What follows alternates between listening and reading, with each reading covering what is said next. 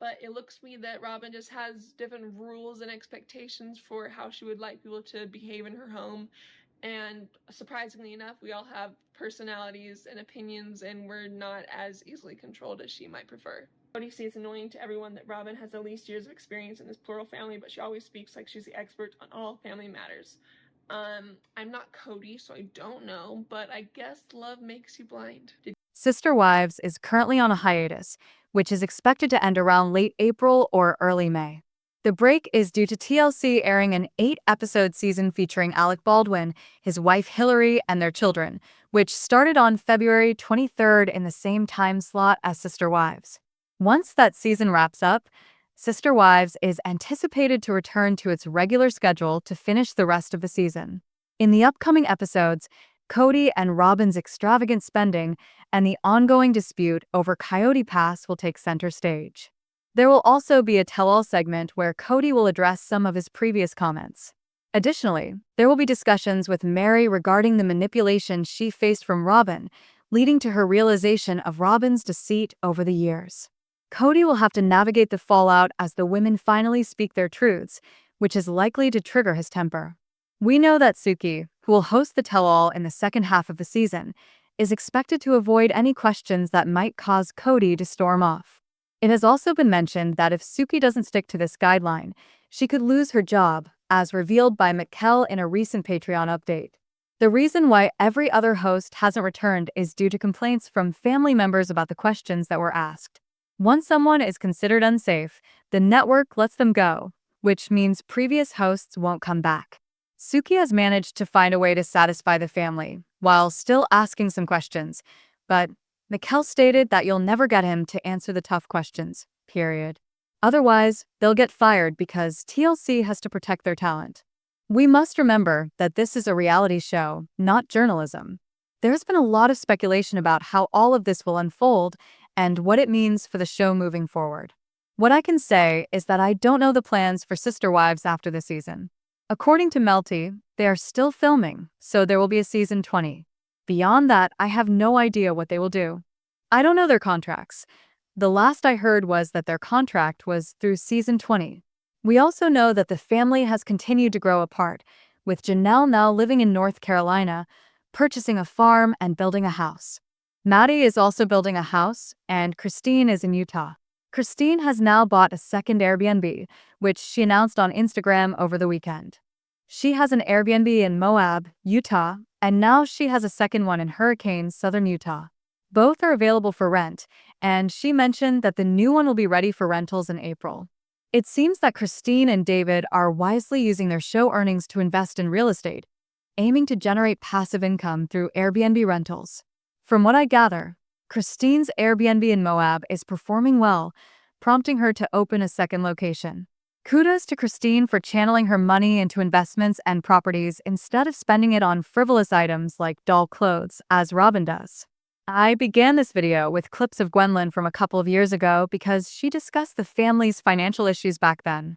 This was during her response to season 17, which she shared on her YouTube channel. For season 18, she moved her commentary to Patreon and has since stopped reacting to Sister Wives content, especially after the passing of her brother Garrison. During the fallout, she became more vocal about the family's dynamics, particularly the criticisms surrounding their financial disputes. One major storyline in season 17 revolved around Janelle needing a place to live, but Kody was reluctant to provide her with funds. Instead, he wanted her to purchase Christine's house, which she was not interested in. Kody seemed to want her to keep the home so he could benefit from her credit, and there were even discussions about the down payments Robyn received for her home. During this time, Gwendolyn was asked a question from her Patreon, which she then shared on her YouTube channel regarding Kody, Robyn, and the money owed to Meri and Janelle. To clarify, the discussion about the money owed to Meri and Janelle has been an ongoing storyline for at least 3 seasons. She mentioned prioritizing the payment for Coyote Pass land as a way to punish Janelle, who is eager to build but frustrated with Kody for not enforcing the rules with her kids. Honestly, that's a valid point because it seems like there's no other reason for him to delay building on the property. One of the most likely reasons could be that he's using it as a punishment for Janelle. A common tactic among men in polygamous relationships is to punish wives who are not obedient. If a wife struggles to control her children and they disobey the man, he may deliberately withhold help from her. For years, there's been speculation that part of Kody's motivation is simply because he can and to punish them. His lack of assistance in building and the delay in payments seem to be forms of punishment. I believe part of it is also about keeping her around. Kody has indicated this season that it's the only thing they have left with them, using it as a way to maintain their ties. I agree that it's likely partly due to his desire to punish them.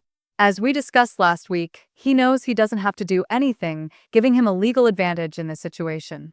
The funding issues and the fraud involving Kody and Robyn haven't gone unnoticed by the kids. They've been aware of it for years and have talked about it frequently. When Christine left Kody, one of the main issues was that whenever the kids went to Robyn's house or Kody spent time with Robyn's kids, they noticed experiences they had never had. For instance, trips to Disney World or Hawaii, or having ATVs and other expensive things. It felt like those kids were getting special treatment that they weren't receiving. Gwendolyn has mentioned that Kody treated her and her siblings like outcasts, as if they were the others. She expressed that while her dad, Robyn, and their kids were invited to celebrate her wedding day, she wasn't sure if they would want to come. It felt like they had been shunned by him, and she doubted he wanted anything to do with the rest of the family. Gwendolyn really hopes they come because she misses her siblings. Pam mentioned that Robyn keeps talking about how your mom's divorce is affecting her, showing little concern for your mom's pain or the family's struggles. Do you think Robyn genuinely wanted a family, or was it more about wanting Kody and being taken care of? At this point, it seems like her intentions were more about self-preservation and ensuring her kids were safe and comfortable, and if that was her goal, she certainly achieved it. Kayla Sparks asked if you think you will ever reconnect with Kody, Robyn, and their children. I really hope I get to see my loved ones again. It's tough not being able to spend time with them. Anything is possible, and I truly wish we can reunite soon. In the recent season 19, there was a conflict between Kody and Robyn regarding the kids. Robyn insisted that Kody needed to reconcile with them, but Gwendolyn pointed out that Kody had actually distanced himself from most of the kids. They chose not to engage with him, and it seemed like Kody was also uninterested in having a relationship with them. Additionally, Robyn played a significant role in the breakdown of those relationships. In a Q&A session before I shared a clip, it was mentioned that Robyn often instigates many of the disputes between the kids and their dad. Christine expressed that she can't connect with Robyn's kids without going through Robyn first. This means that for Christine to have a relationship with Robyn's children, she would need to reconcile with Robyn, or else none of them can interact with the kids. Gwendolyn echoed this sentiment, saying the same applies to her siblings. The only way Gwendolyn can connect with Aurora, Brianna, Dayton, Solomon, or Ari is by appeasing Robyn. It has to go through Robyn to reach them, and they were invited to Gwendolyn's wedding and engagement party. On the show, Kody and Robyn attended the engagement party, but she didn't mention the kids on her Patreon or YouTube. She stated that the kids had been told Gwendolyn is not a safe person to be around, and they can't have a relationship with her, which is appalling. This is Robyn, who is crying this season about how the kids need a relationship with their dad and that Kody should make more effort. Just keep in mind all that manipulation. Remember the big family she fell in love with while courting Kody. Did Kody deceive her by hiding serious issues within the family? I don't think so. Looking back, everything was out in the open, and what you see on camera accurately reflects the kind of family we were. So, what Robyn is experiencing and what you all are seeing is the same. There were issues, but we were genuinely a loving and happy family. Her disappointment is understandable. This raises significant questions because this season, Robyn has been trying to suggest that she was misled by Kody or the other wives about the family dynamics, acting as if she missed something. How could she have overlooked this? Did Kody lie? Did the wives keep things from her? Gwendolyn stated, "We were who we were. We weren't perfect, but we were relatively happy at the time, as happy as one can be in a polygamous situation." So, Robyn's claims of being deceived don't seem genuine. I don't think she truly believes that. She was deceived. I think Robyn is doing that as a way to escape her own accountability, trying to find a way out for Kody. In many ways, I see Robyn's behavior as if she's already planting the seeds for when she eventually leaves Kody.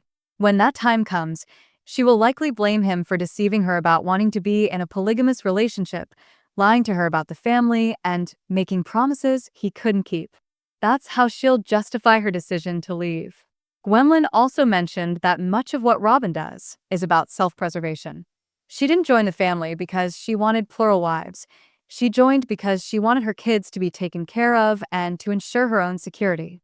Everything she does seems to revolve around fulfilling her own needs and desires. In another video, she addressed the claims about Kody and Robyn's extravagant spending.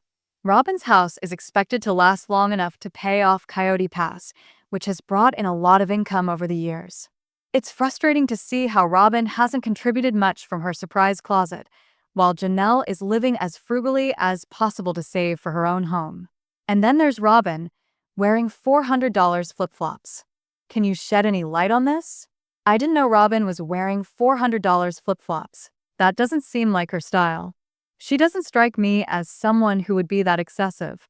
But I agree, my dad and Robyn have a terrible habit of spending beyond their means. Janelle and Mary, on the other hand, are more like my mom in that they won't be petty or try to take money from him, even though they absolutely deserve it. She was deceived. I think Robyn is doing that as a way to escape her own accountability, trying to find a way out for Kody. In many ways, I see Robyn's behavior as if she's already planting the seeds for when she eventually leaves Kody.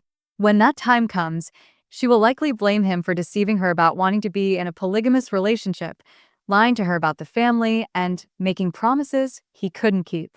That's how she'll justify her decision to leave. Gwendolyn also mentioned that much of what Robyn does is about self-preservation. She didn't join the family because she wanted plural wives. She joined because she wanted her kids to be taken care of and to ensure her own security. Everything she does seems to revolve around fulfilling her own needs and desires. In another video, she addressed the claims about Kody and Robyn's lavish spending. Robyn's house is expected to last long enough to pay off Coyote Pass, which has brought in a lot of income over the years. It's frustrating to see how Robyn hasn't contributed much from her surprise closet while Janelle is living as frugally as possible to save for her own home. And then there's Robyn, wearing $400 flip-flops. Can you shed any light on this? I didn't know Robyn was wearing $400 flip-flops.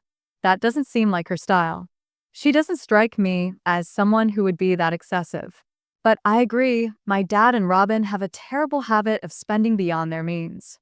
Janelle and Mary, on the other hand, are more like my mom in that they won't be petty or try to take money from him, even though they absolutely deserve it.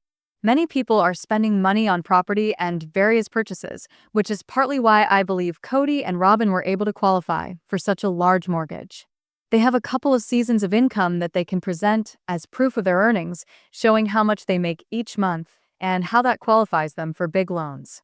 However, having debt doesn't equate to being wealthy. It simply means they have significant debt. Yes, they're all earning more now, but a lot of money was made in the past, and many of these women would be in a much better position today if Kody and Robyn had been fair. Unfortunately, it seems unlikely that they will be fair given the current circumstances. Gwendolyn has pointed out that Kody and Robyn were spending everyone else's money, and I suspect that if I looked at the contracts for this show, I would find that Kody is making more than anyone else. After all, it's his contract and his show. It wouldn't exist without him, despite what we might want to believe. The common factor among all these women is Kody, who is technically the lead. He likely has the ability to negotiate a higher salary, and while the other women are valuable additions, they aren't the stars. Kody is the so-called star along with his wife. They definitely owe the other women something. Gwendolyn believed at one point that they weren't doing anything because they didn't want to be petty. They just wanted to walk away quietly. But now it seems they've realized they can voice their concerns and that it's okay to complain. They don't have to keep sweet anymore. Yet, there still hasn't been a lawsuit at Coyote Pass. It's clear that Kody and Robyn funded their extravagant lifestyle excessively, living beyond their means at the expense of others, and this was called out 2 years before it became public knowledge. What are your thoughts? Let me know in the comments below. Make sure to give this video a thumbs up. Make sure to subscribe. to my channel if you haven't subscribed, and click the bell so you never miss a video. Thanks so much for watching. Bye. Guys,